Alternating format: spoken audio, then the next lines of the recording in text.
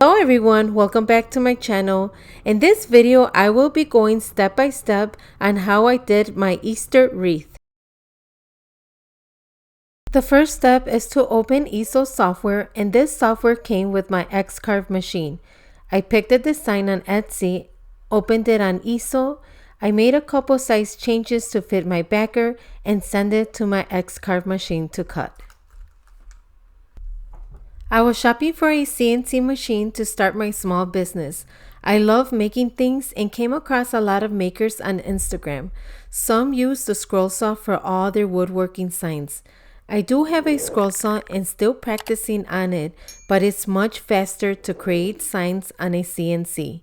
The reason I picked the XCarve is because of the community behind it. There's a large community that will help you with any questions. I rarely work with tools, so you could just imagine how scary it was for me to pick up a power tool and start working. The first time I powered up my XCarve, I almost had a heart attack with the loud noise. Glad my husband was there to build it, which took about 20 hours and was there to ease any of my worries. The hose you see attached to the Makita router is the vacuum that is sucking all the sawdust. I forgot to add a small tab on the inner pieces so the vacuum is sucking them away. I'm using a 1/8 straight cut bit, and this material is 1/4 MDF. Another thing that I do want to mention, and that is very important to every CNC machine, is clamping the material to the wasteboard. The material needs to be secured properly so when the router is cutting the design, it cuts it perfectly. There is an emergency stop in case the machine needs to be stopped immediately. And of course, I have used it already. I didn't select the point of start properly and my router started cutting a clamp. I panicked but glad I had the big red stopper to stop the machine immediately. The circle backer is 18 inches and the material is 1/2 birch plywood. I need to sand all the edges because I did add tabs, so while it was cutting, it would stay attached to the material and not move. Now I have to sand, and I'm using my Dremel to smooth the edges so when I paint, it looks smooth like butter and not have those fussy edges. I'm also using my micro sander, which is very helpful. I recommend it because you can get in small spaces. I suggest getting different sandpapers or blocks so when you are sanding, you got everything you need.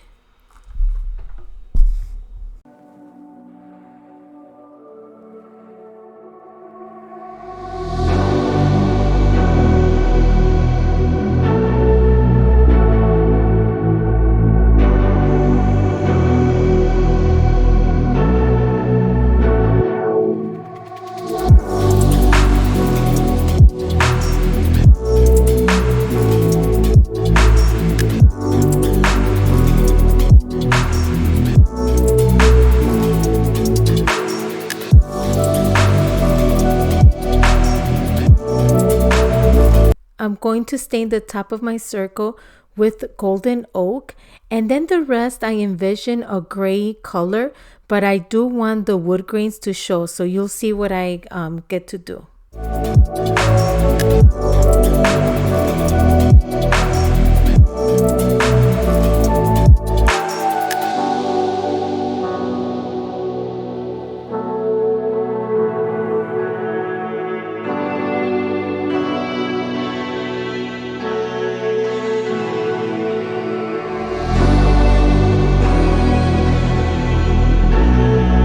While that dries, I'm going to go ahead and start painting my Easter word cutouts. While I was painting, I did learn so much with the MDF material.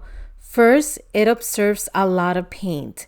So I realized that I should have primed my MDF first before painting. There is nothing wrong with using these paints, but if I would have primed my material, I wouldn't have used as much paint. I think I painted this like 3 times, and it would have gone a lot faster, of course, if I would have primed it, and also if I use spray paint.